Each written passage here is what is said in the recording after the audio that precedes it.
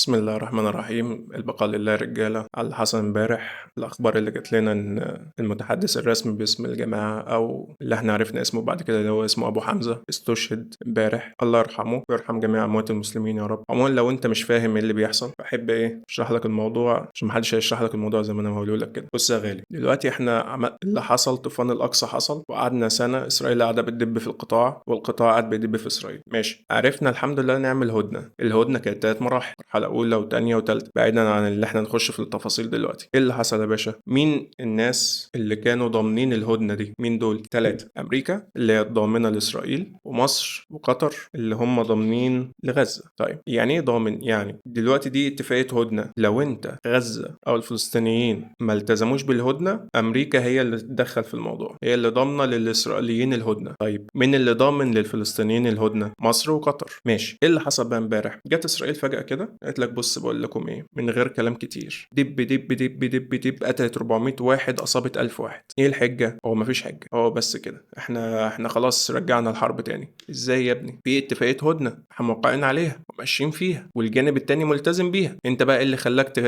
تخترق هذه الاتفاقيه فجاه كده وترجع في كلمتك؟ هو معروف اصلا ان ولاد عمنا ما لهمش كلمه، بس الفلسطينيين يعني وافقوا على الاتفاقيه دي عشان في 2 ضامنين ليها اللي هم مصر وقطر. طيب المفروض دلوقتي انت كضامن، اللي هو انت المفروض دلوقتي انت كمصر ضامن لاتفاقية الهدنة دي، المفروض في هذا الوضع تعمل ايه؟ تتدخل عسكريا. بقول لكم ايه، اطلع يا ابني من القطاع، ما تقربش من القطاع تاني، انت كده اخترقت الهدنة. لو قربت من القطاع تاني في حرب هتحصل، او ان انت تهدد بأي حاجة، تدخل دفاع جوي مثلا في القطاع، تدخل طياراتك القطاع، تبعد طيارات الصهاينة عن القطاع، تعمل اي موقف، انت الضامن بتاع الهدنة. طيب المتحدث العسكري المصري قال ايه الصبح اللي هو النهارده تاريخ 19؟ قال لك الجيش جاهز. حلو، لإيه؟ لأن هو يدافع عن الوطن. يدافع عن الوطن يعني إيه يدافع عن الوطن؟ قال لك يدافع عن كل حدود الوطن لأن جيشنا وطني. لا والله، هو أنت ما كنتش جاهز للدفاع عن حدود الوطن؟ أنت النهارده جهزت يعني لحدود الوطن، فأنت المفروض بتبشرني اللي إحنا خلاص إحنا جاهزين يعني ولا إيه؟ أنا مش فاهم. السيستم ساكت، مفيش غير وزارة الداخلية طلعت أدانت دي، يبقى أنت دولة مالكش دعوة بالموضوع. أنت إنك تدين معناه إن أنت دولة مالكش دعوة بالموضوع، أما أنت كنت ضامن الاتفاقية، اتفاقية الهدنة انت اللي كنت ضامن فيها، انت كنت طرف مشترك في المفاوضات بتاعة الهدنة. ما ينفعش تطلع انا ادين. لو مين اللي يطلع؟ وزارة الخارجية، مش وزارة الدفاع هي اللي طلعت مثلا ولا حاجة.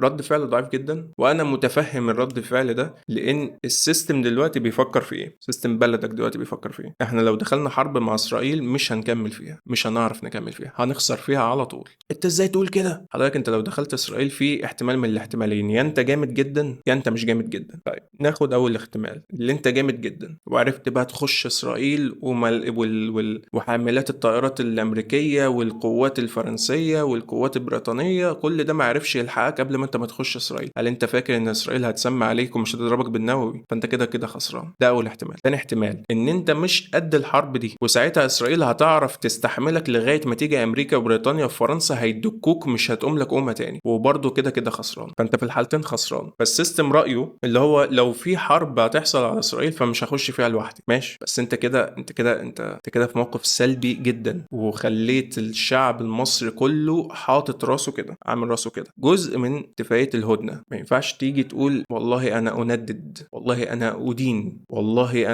انا جيشي جاهز للدفاع عن حدود بلدي. يا عم ماشي، يا عم ماشي، جود فور يو، حلو كويس. وبعدين اتفاقيه الهدنه دي لو انت مش واخد بالك، بس دي كان الجانب الفلسطيني، اخواتك اللي هم كانوا بقالهم سنه وشويه تحت الارض، اللي هم الجماعه اللي بحرف الحاء اللي هم المحاربين دول، كانوا تحت الارض بقالهم سنه وشويه، 13 14 15 شهر بقالهم تحت الارض. فهم كانوا مستنيين اتفاقيه الهدنه بفارغ الصبر عشان يطلعوا فوق الارض لاهاليهم، عاوزين يشوفوا اهاليهم. واحد زي ابو حمزه ده اتجوز قبل الطوفان باسبوع، واد خيره شهداء شباب المسلمين، ده واد عنده 25 سنه وكان راعبهم. طيب الواد ده كان متجوز مثلا قبلها باسبوع، كان هيموت ويشوف مراته، هيموت ويشوف ابنه اللي هو ما شافوش في حياته.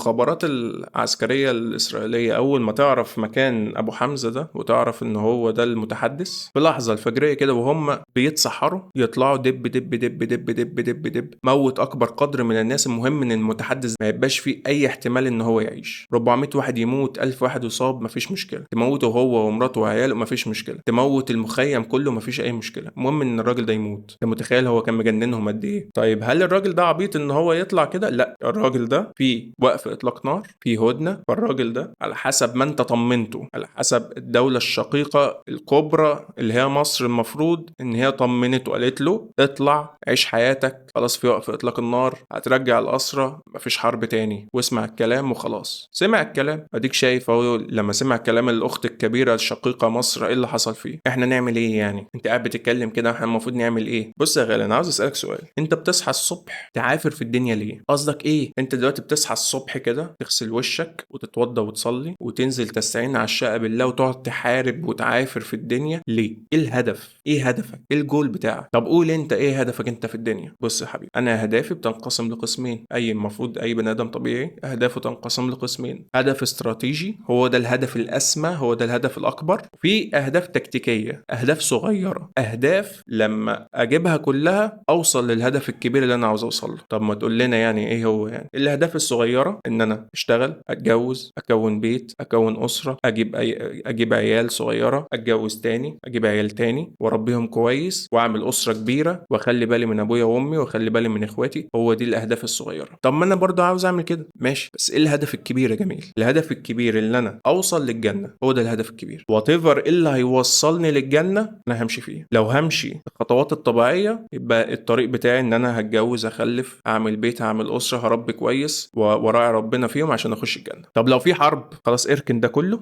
يا النصر يا الشهاده، يا النصر ورافع راسي فوق، يا الشهاده واروح الجنه على طول. مش لازم اقعد اعافر في الدنيا. ده هدفي. انت بقى هدفك ايه؟ انا عاوز اخش الجنه برضه. طب ايه، نحارب؟ لا، اصلا انا عندي عيال لازم اربيها. تخيل. لا، اصلا انا مراتي هتوديها فين؟ لا، اصلا انا امي ست كبيره. طب ما تجيش بقى تقول بقى ان انت ساعدتهم يعني. ما تجيش بعد كل اللي انت قاعد بتقوله ده وحبك للدنيا. ما هو ايه اللي مخليهم مش فارق معاهم رد الفعل المصري؟ مش هقول لك العربي، العرب كلهم راحوا في 60 داهيه من زمان. السعوديه راحت في 60 داهيه، الامارات راحت في 60 داهيه، قطر راحت في 60 داهيه، كل العرب، الكويت راحت في 60 داهيه، الاردن راحت في 60 داهيه، كل العرب راحوا في 60 داهيه. والجزائر، افتحوا الحدود يا مصريين، بلش نحرر فلسطين. هو ده اللي فالحين في الجزائر. فانت الدوله الوحيده اللي كنت بتخوفه دلوقتي انت الضامن في اتفاقيه الهدنه، وهو ولا عمل لك اي اعتبار. صحي الصبح كده، ايه ده؟ بيتسحروا؟ نايس، يبقى متجمعين. اطلع يا ابني دبهم. 400 واحد مات فجاه، 1000 واحد مصاب. اللي هو شاف اكبر تجمع موجود في القطاع وقال لك هو ده. طالما الناس كتير كده متجمعه يبقى اكيد فيهم حمساويين، يبقى اكيد فيهم المتحدث، يبقى اكيد فيهم، يبقى اكيد فيهم. اضرب اضرب اضرب، موت الناس كلها، مجزره. طيب امريكا قالت ايه؟ مش امريكا الضامنه بتاعت اسرائيل؟ امريكا حتى الان ما وصلهاش الخبر تقريبا يعني. هي محدش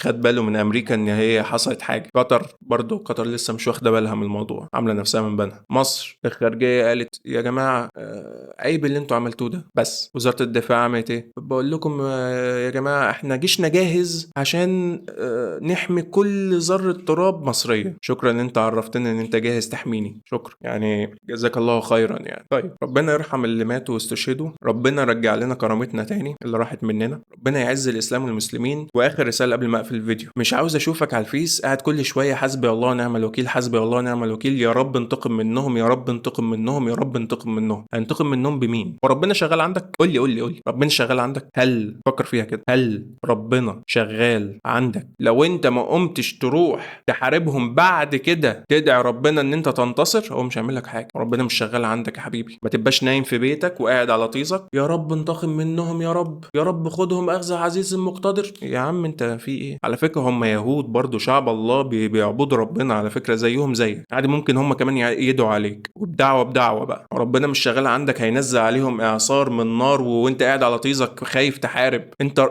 رضيت خلاص الحياه الدنيا، خلاص رضيت بالحياه بتاعت الدنيا. ما تجيش بقى تتكلم وتطلب حاجه من ربنا. انت رفضت الجهاد في سبيل الله، خلاص رفضت ان انت تدافع عن اخواتك المسلمين، خلاص. ما تجيش تدعي بقى ربنا وتقول يا ربنا انتقم منهم، اقعد واسكت. طيب يعني نعمل ايه دلوقتي؟ يعني نقوم دلوقتي نروح الحدود يعني ولا نعمل ايه؟ لا يا حبيبي، السيستم مش هيسمح لك. السيستم هيخلي اي عسكري يضربك برصاصه في دماغك دماغك قبل ما تعدي الحدود يا فالح. يعني نعمل ايه يعني؟ بص يا جميل، الحل الوحيد اللي في ايديك دلوقتي انك تبقى من المسلمين الاقوياء، تبقى مسلم قوي. يعني ايه مسلم قوي؟ تروح الجيم، تربي عضلات، تخفي الكرش اللي عندك، تقلل وزنك، تلعب فنون قتال، تبقى صحتك كويسه، تبقى جاهز في اي لحظه ان السيستم يقول لك يلا هنحارب اسرائيل، تبقى ساعتها انت جاهز، تبقى عملت اللي عليك وجاهز. اما كرشك 2 متر قدام وقاعد بتدعي يا رب انتقم منهم يا رب، او عاوز السيستم هو اللي يروح يحارب، لا يا حبيبي، هو مين اللي هيحارب؟ انت. هو انت فاكر ان هو الضباط اللي في الجيش والصف الضباط اللي في الجيش والعساكر دلوقتي اللي في الجيش هم اللي هيحاربوا يوم اتنين هتلاقيهم كلهم ماتوا، انت بقى اللي هتحارب بعديها. الله يرحم شهدائنا وربنا يقوينا ويرفع قدر المسلمين يا رب العالمين. معلش كانت حلقة سريعة كده، اقابلكم الجمعة الجاية.